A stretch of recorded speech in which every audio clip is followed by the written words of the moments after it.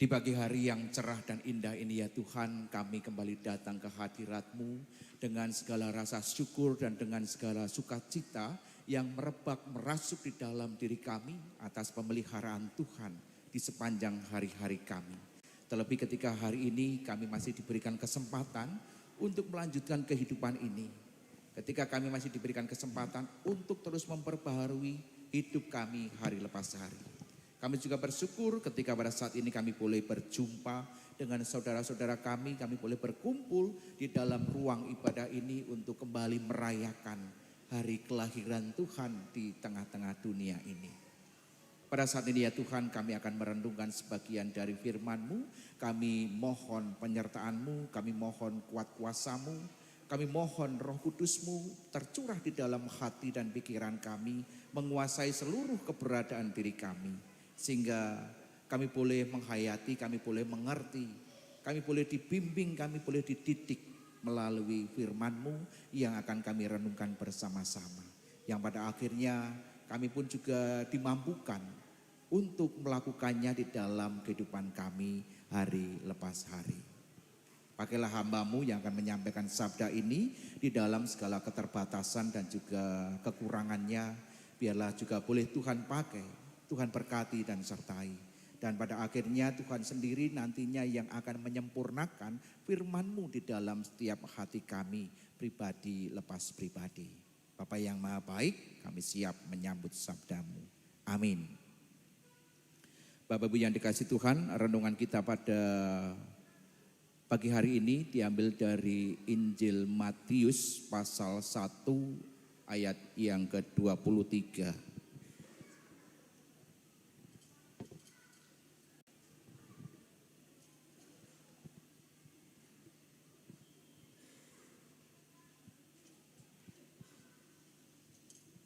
Cukup pendek bacaan kita, hanya satu ayat.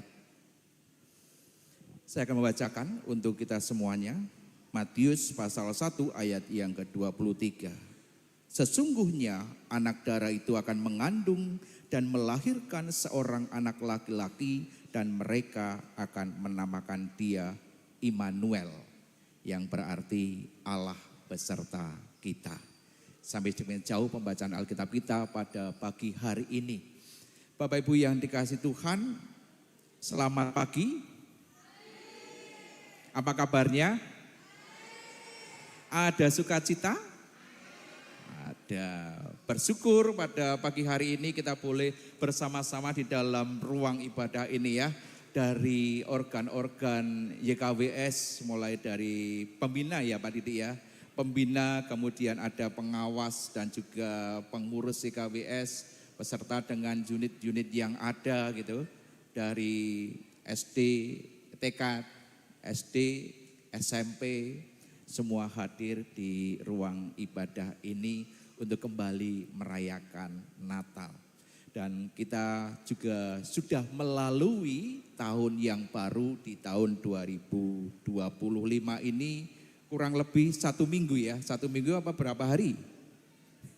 Tanggal 8 ini berarti sudah 1 minggu dari tahun baru ya, betul ya.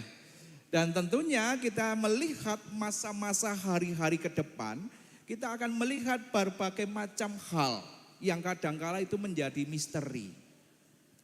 Berbagai macam hal di mana kita bisa mengalami dinamika kehidupan yang begitu drastis.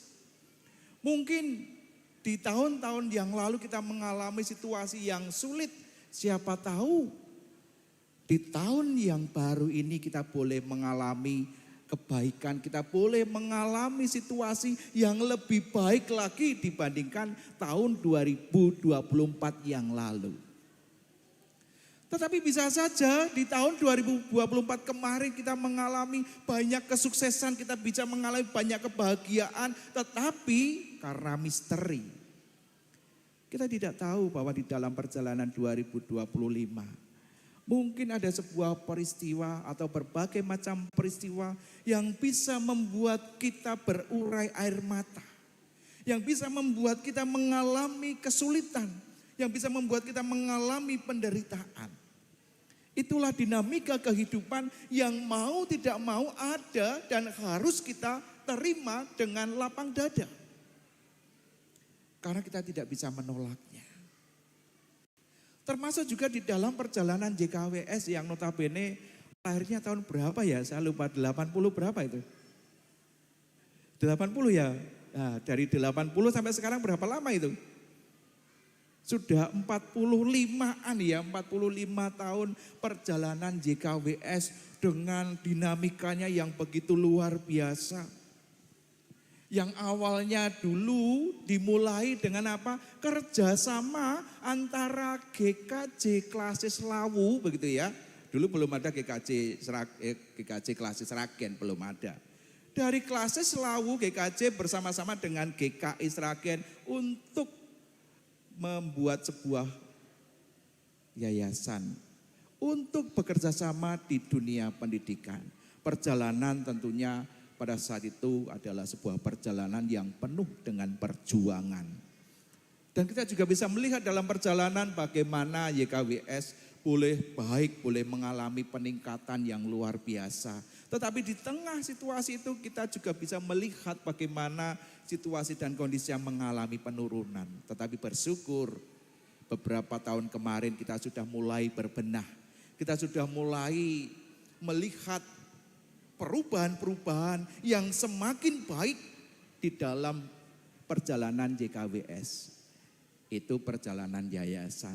Perjalanan pribadi, lepas pribadi juga sama. Nah, bagaimana kalau kita sedang berjumpa dalam situasi yang berat, dalam situasi yang penuh dengan penderitaan?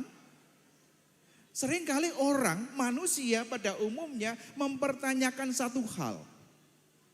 Kalau kita sedang ada di dalam situasi yang tidak baik-baik saja.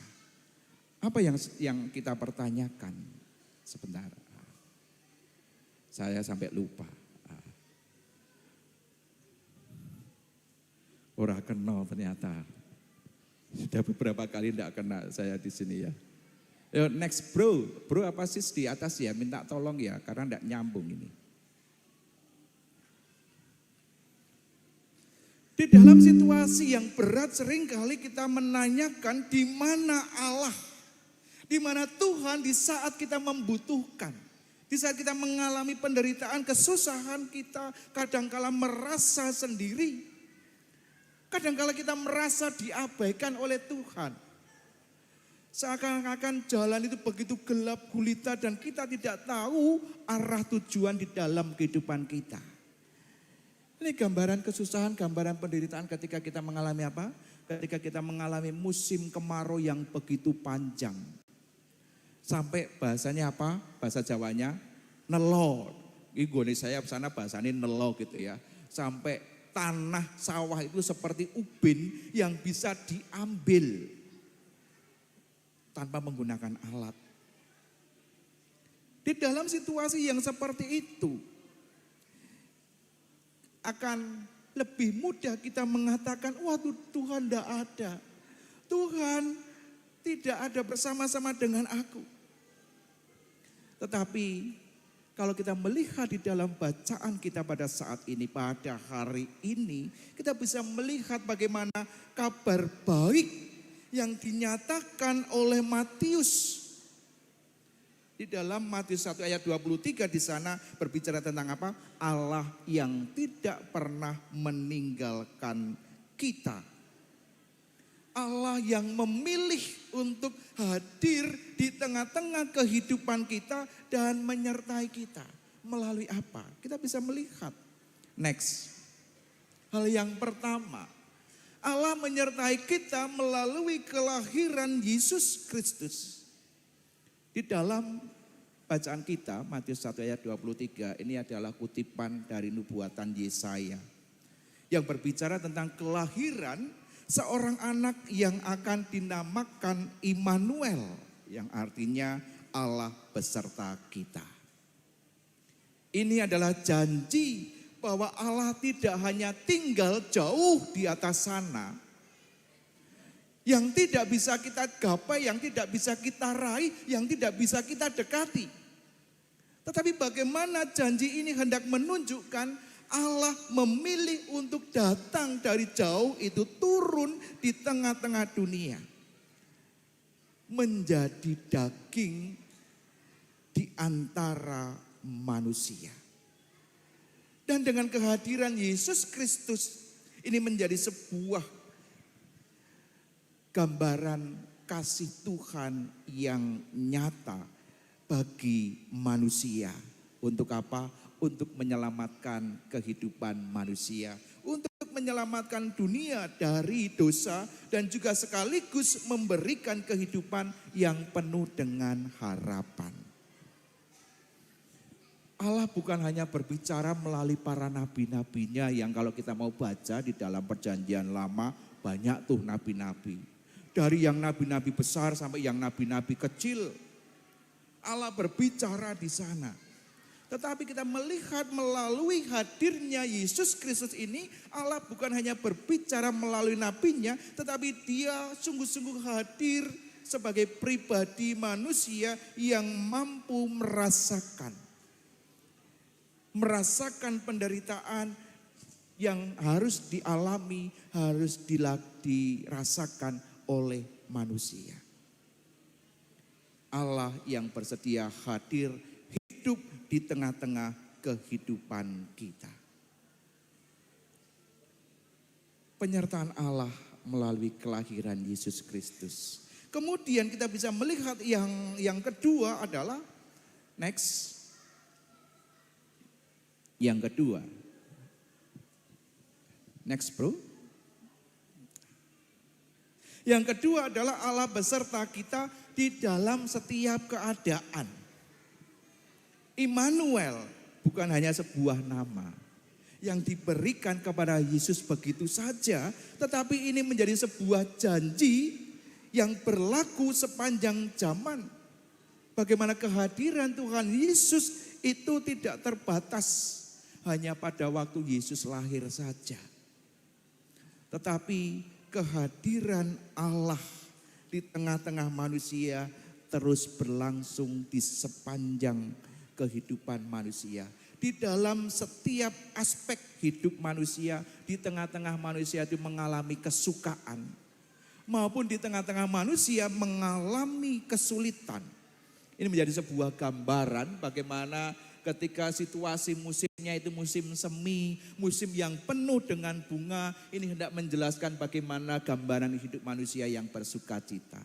Hidup manusia yang penuh kebahagiaan, yang penuh dengan kegembiraan. Tetapi kita bisa melihat di sampingnya bagaimana situasi kondisi yang kering kerontang itu, yang penuh dengan hujan badai.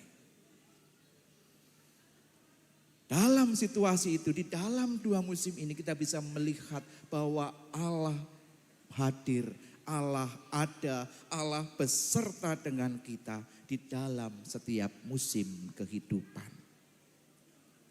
Yang perlu kita renungkan bersama-sama adalah apakah kita menyadari?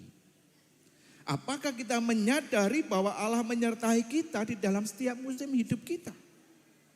Baik di dalam suka maupun duka. Terkadang kita merasa sepi. Terkadang kita merasa terasing di dalam kehidupan ini. Tetapi kita meyakini bahwa janji Tuhan itu adalah ya dan amin.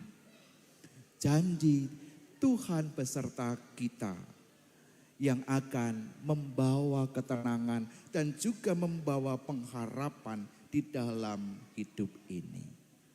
Ini yang kedua. Kemudian hal yang ketiga yang bisa kita lihat adalah next.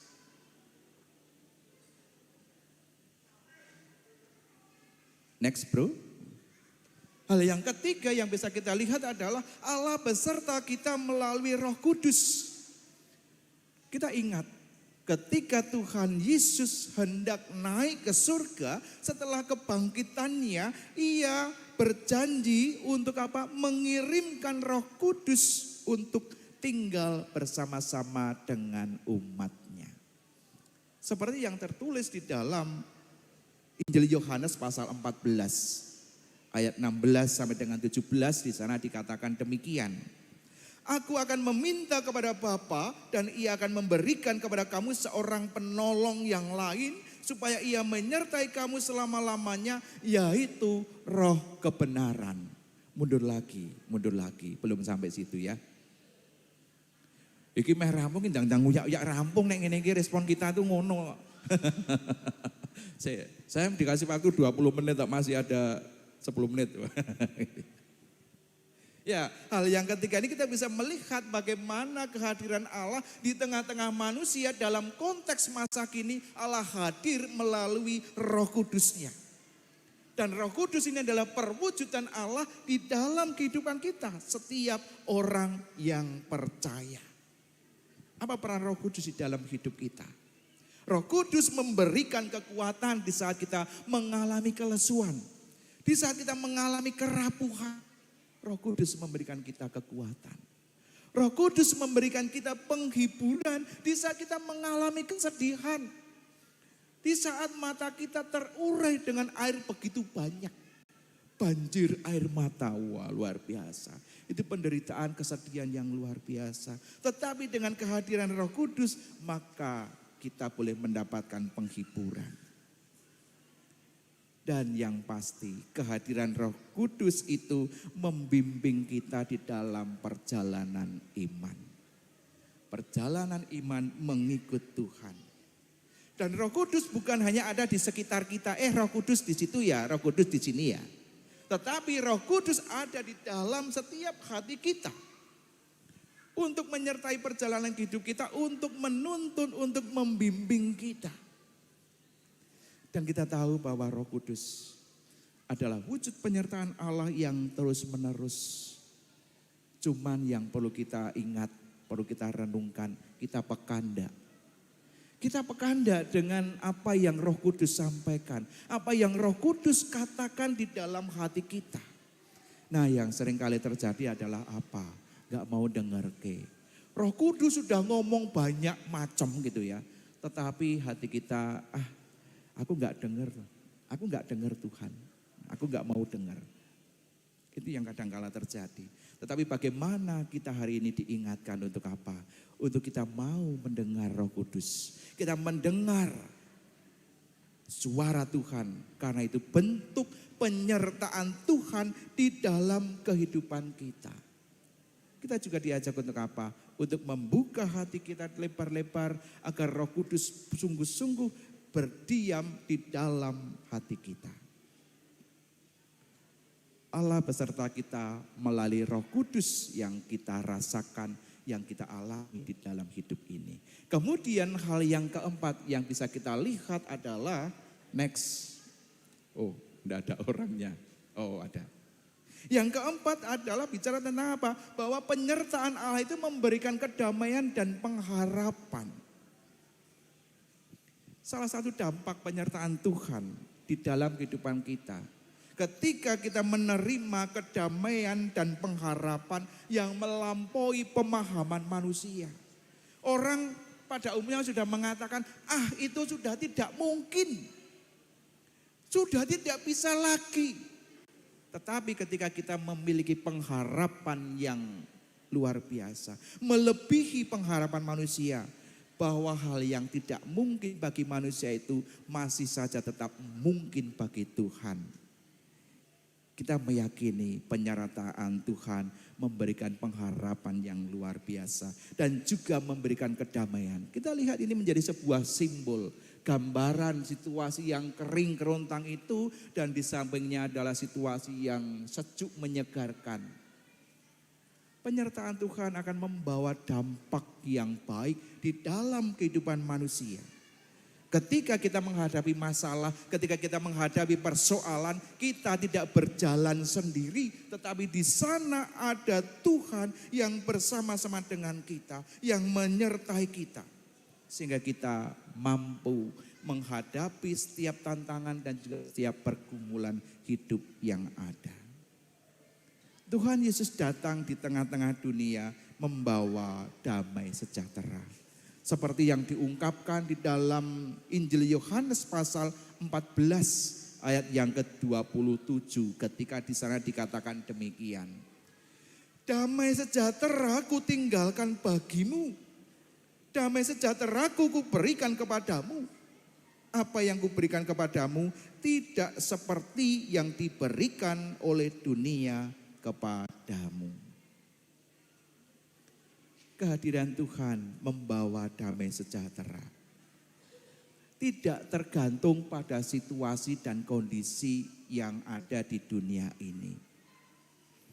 Damai sejahtera Tuhan ini adalah kasih dan kuasa Allah yang tidak terbatas. Meskipun kita sedang ada di dalam perjuangan kehidupan, meskipun YKW sedang dalam perjuangan, sedang dalam proses untuk menuju lebih baik, tentu ada banyak hal yang ada di dalamnya.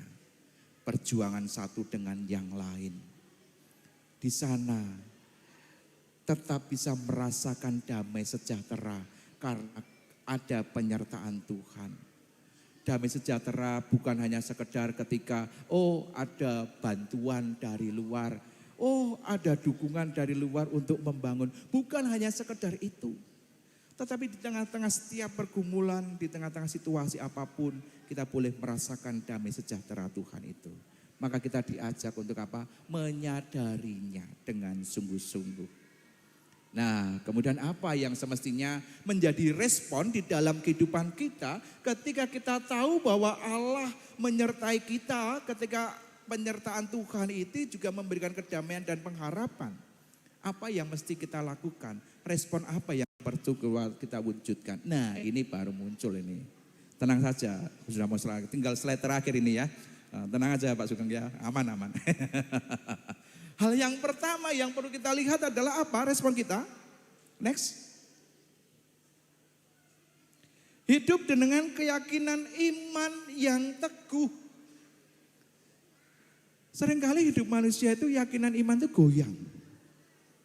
Goyang kayak kayak daun yang tertiup angin. Tapi di dalam hidup kita ketika kita meyakini bahwa janji penyertaan Tuhan itu ya dan amin, maka kita diajak untuk hidup dengan keyakinan iman yang teguh. Penyertaan Tuhan di dalam hidup kita harus mengubah cara pandang kita terhadap dunia. Harus mengubah cara pandang kita bagaimana kita menjalani kehidupan ini. Kita tidak perlu takut menghadapi apapun karena kita tahu bahwa Dia yang maha besar itu selalu ada bersama-sama dengan kita. Jangan takut, jangan khawatir nanti YKWS mau seperti apa. Kita yakin dengan penyertaan Tuhan, dengan upaya-upaya yang kita lakukan dari setiap organ, nanti kita punya keyakinan bahwa YKWS akan bangkit. YKWS bangkit, YKWS bisa. Itu menurut Pak Eko ya. Menurut Pak Eko yang slogannya beberapa waktu yang lalu. YKWS bangkit, YKWS bisa. Kita sebagai pribadi, lepas pribadi juga harus memiliki keyakinan iman yang teguh di dalam hidup ini. Di tengah-tengah segala situasi dan kondisi yang ada di dalam hidup kita. Kemudian hal yang kedua. Yuk, next. Hal yang kedua. Nyatakan penyertaan Allah kepada yang lain. Ketika kita sudah merasakan, sudah mengalami penyertaan Tuhan, jangan didiamkan, jangan ditampung untuk diri sendiri. Tetapi ini juga semestinya perlu kita salurkan, kita bagikan kepada orang-orang yang lain di dalam hidup kita. Agar apa? Agar mereka pun orang yang ada di luar kita juga boleh merasakan penyertaan Tuhan. Merasakan kasih Tuhan, merasakan berkat-berkat Tuhan. YKWS jangan lupa kalau nanti sudah sukses. Jangan lupa nanti kalau sudah semakin bertumbuh dan semakin maju. Ingat perjalanan YKWS bukan perjalanan yang mudah. YKWS pun juga punya tanggung jawab untuk berbagi kepada yang lain. Ini dua hal yang perlu kita nyatakan di dalam hidup ini ketika kita mengetahui bahwa Allah beserta kita. Dan di hari Natal yang sudah kita jalani dan pada saat ini ketika kita sedang merayakannya bersama-sama, biarlah ini menjadi pengingat di dalam kehidupan kita. Bahwa Allah beserta kita itu adalah janji yang penuh kuasa dan penghiburan. Melalui kelahiran bayi Yesus di tengah-tengah kita itu memberikan kita pengharapan, memberikan kita kedamaian, memberikan kita kekuatan untuk hidup. Dan Roh Kudus adalah pengingat yang terus-menerus mengingatkan kita untuk kita memahami bahwa Allah senantiasa ada di dalam hidup kita. Allah tidak pernah meninggalkan kita dalam segala keadaan. Kita tidak sendiri, Tuhan ada bersama-sama dengan kita. Begitu pula YKWS. YKWS tidak berjalan sendiri. YKWS bukan hanya berjalan didukung oleh gereja-gereja pendukung. Tetapi hal yang paling utama adalah YKWS berjalan dengan Tuhan. Dan kita yakin ketika YKWS mau berjalan dengan Tuhan, mengandalkan Tuhan dengan sungguh-sungguh, maka kita punya semangat, kita punya optimisme yang tinggi bahwa YKWS akan mengalami perubahan yang lebih baik ke depannya. Selamat Natal dan selamat Tahun Baru untuk kita semuanya. Tuhan memberkati. Amin.